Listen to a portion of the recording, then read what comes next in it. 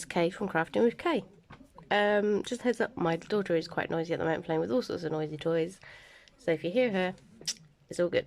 So this video I'm doing for absolute beginners who have never diamond painted before. Maybe they've got the first kit and they're not too sure how to start.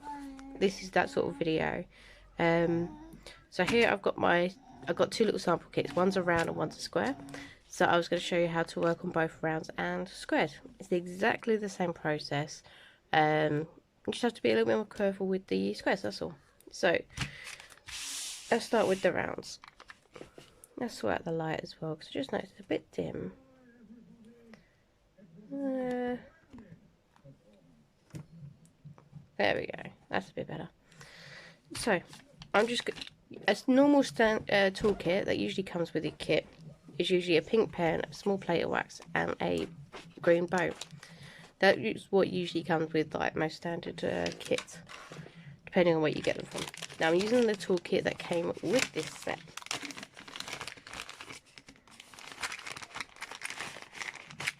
Which is all of this. So you got your multi-placers, a 7 and a 4, your pen, tweezers and wax. Now to put a multi-placer in, I've already put the squidgy on, it just slides on like you would a pencil. Now to put a multi-placer in, I'm going to put the 4-placer because I like the 4-placer. Just pop it in. It's that simple. Sometimes if you put them in like a custom pen or something like that, you might want to get a little bit of washi tape, which is something that kind of looks like these. It's like decorative, not that sticky tape. People use it to section off pictures and stuff. I haven't done that before. But you can get a little bit of that, wrap it around the end, and then put it in, and then it won't wiggle about. Right, so what we're going to need is put the tweezers off to the side for now, 7-placer off to the side. Right, filling up your pen. So there's always going to be a little bit of plastic on either, should be on either side if I can get it to ping off. Here we go. So yeah, you can plastic on either side just to help keep it a bit fresh. So all you want to do is get your pen and just dab, and then you see, if I can get my camera to focus, it's in there. So you can dab a couple of times just to make sure you got something in there. And again with the multi-placer, you just dab it, give it a bit of a wiggle, and you got it. Then what I usually do is I use the tip of my nail and just scrape it off and put it back on for future use. And again on this end as well. And then that's it. Your pen is ready to be used. So pop that off to the side. Or actually back in here. I've never had one of these before. This is the first time I've got a kit that comes with one. So that's cool. That'll keep it nice and fresh. Right. Now, I usually start, let's think. This is a nice small kit, so I'm going to start up the top here, I think. Now, usually on larger kits, this is only a small kit, this is a 15 by 15. Larger kits, I usually flip upside down, work on the top band, and then turn it back around the other way and roll the drills outwards. If you ever need to break from your diamond painting, always roll your canvas up with the drills outwards. If you roll it inwards, they will ping off and attack you. Right, let's get our drills out.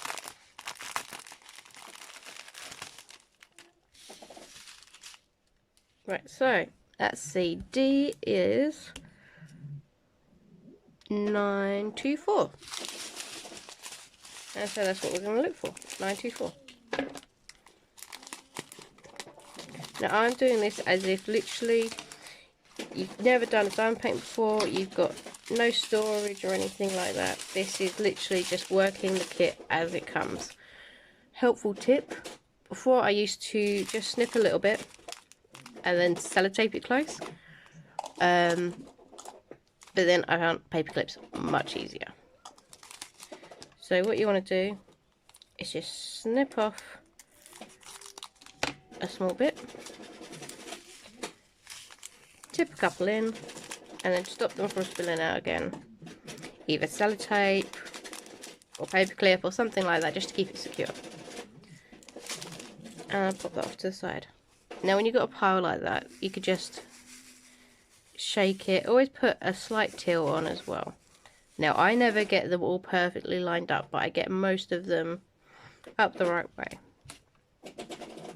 And then what you want to do is peel back the section that you're working on. And then start with your single placer until you've kind of got the hang of it, and you just pop it down. Let's see if I can zoom in a bit so you can see what's going on.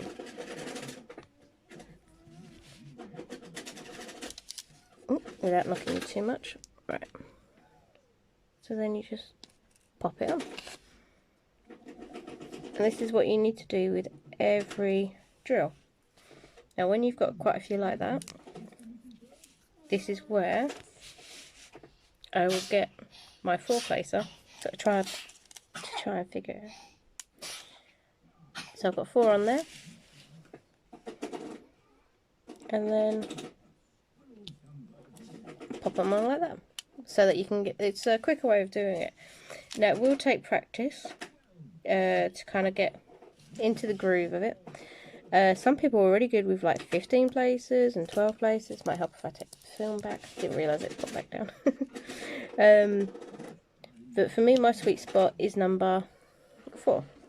Now, if you muck up or anything, you can just use your pen to move it around. This is this is poured glue rather, so it's really easy just to slide them about.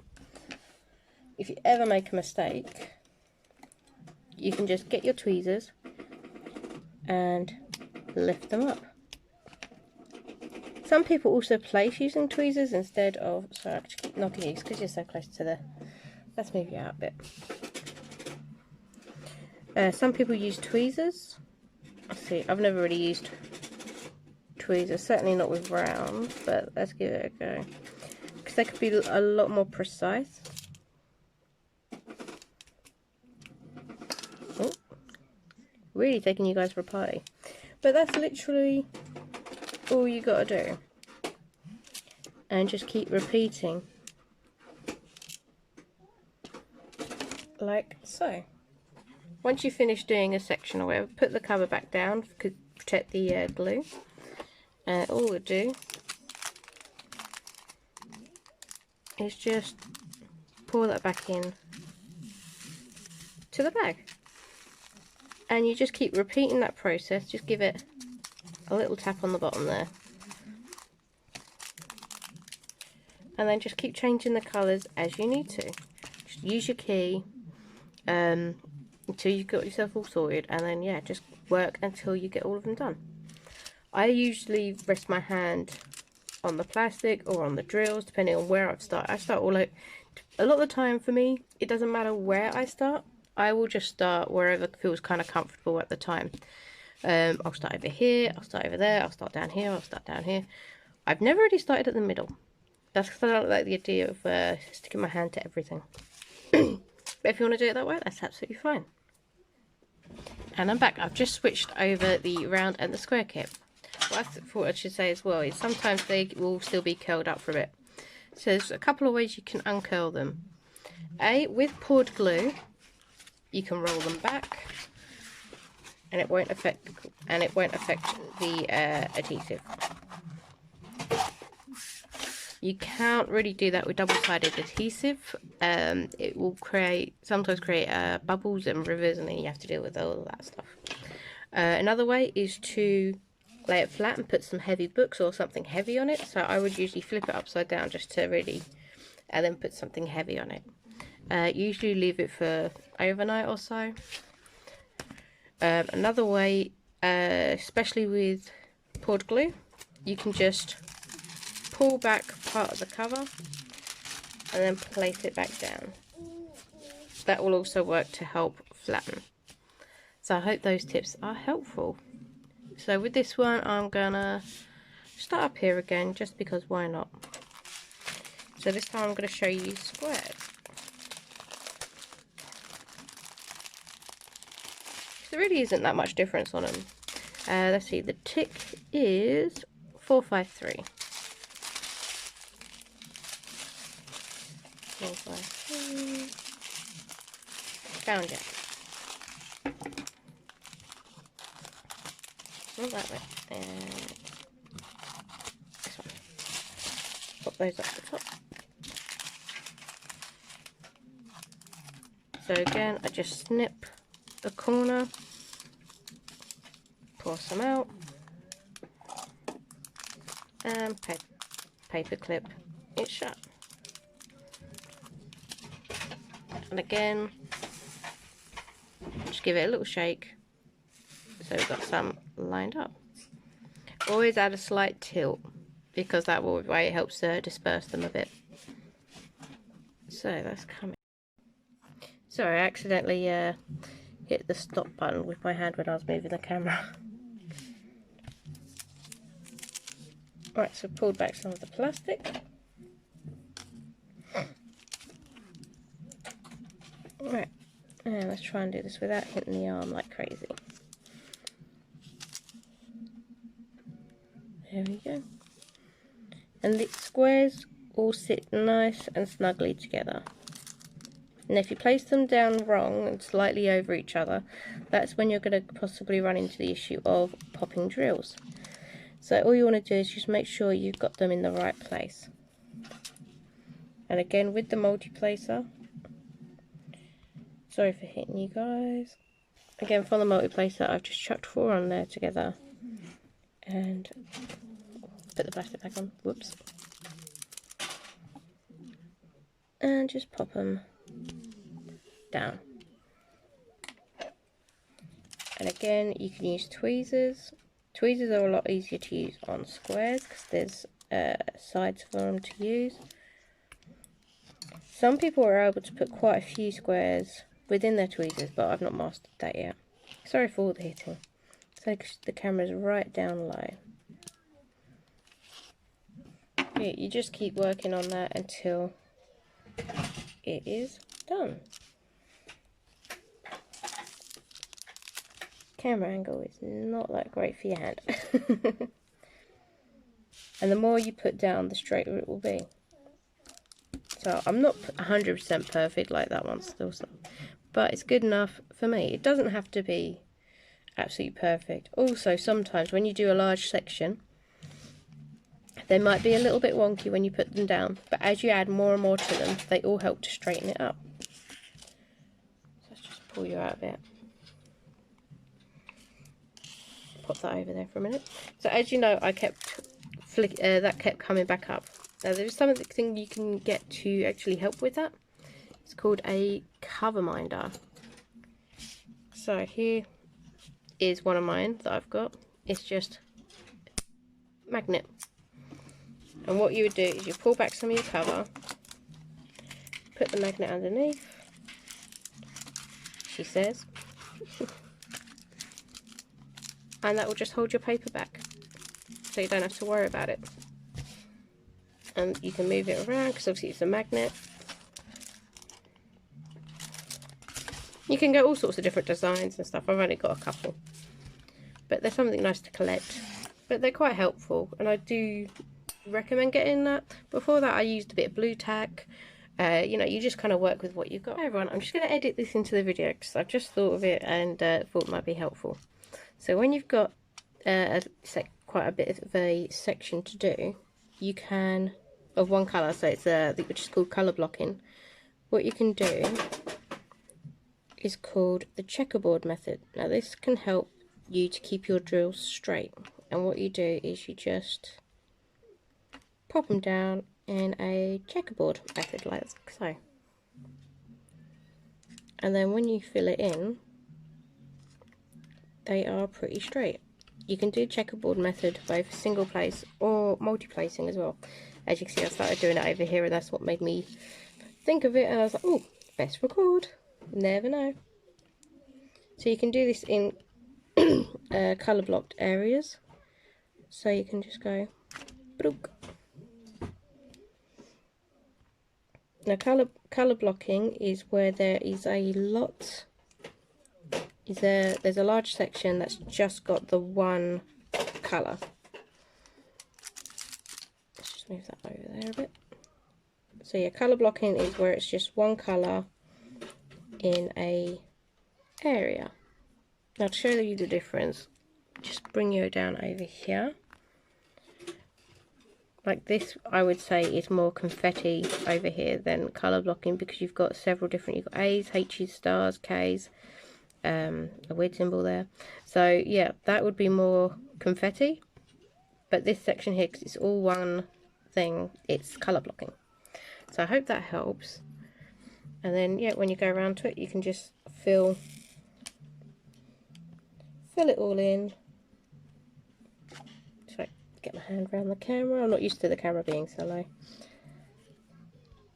And then again, if you need to make any amendments, you can use your pen. I would not use your multiplacer end, because those can be quite flimsy and you could break. I would stick with using this or the tweezers to tweak anything that you need to tweak. So I'm just going to bring you up a little bit so I don't keep hitting you. Focus.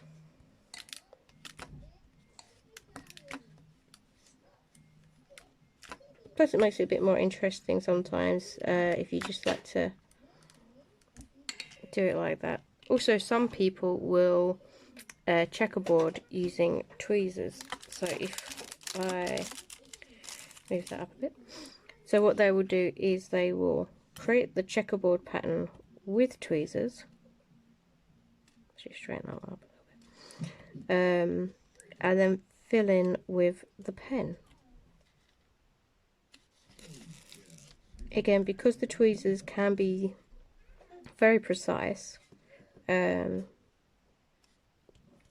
just takes a bit longer. But it's up to you. It's literally down. It all comes down to personal preference. So however you want to work it. Then I'm out of drills. Tip some more out.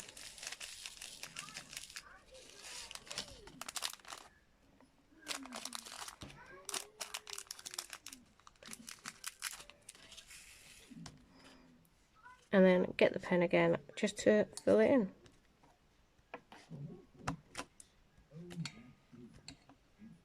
So I just keep whacking it, don't I? And so on and so forth. But I hope that's a little helpful snip. Now back to the original video. But I hope that was helpful. Any other tips and tricks you would like to know, feel free to put them in the comment below and I will do another video. But that is how you can get started with a round or a square. So like I say, I hope this helps. Take care everyone. Stay safe. Until next time. Bye.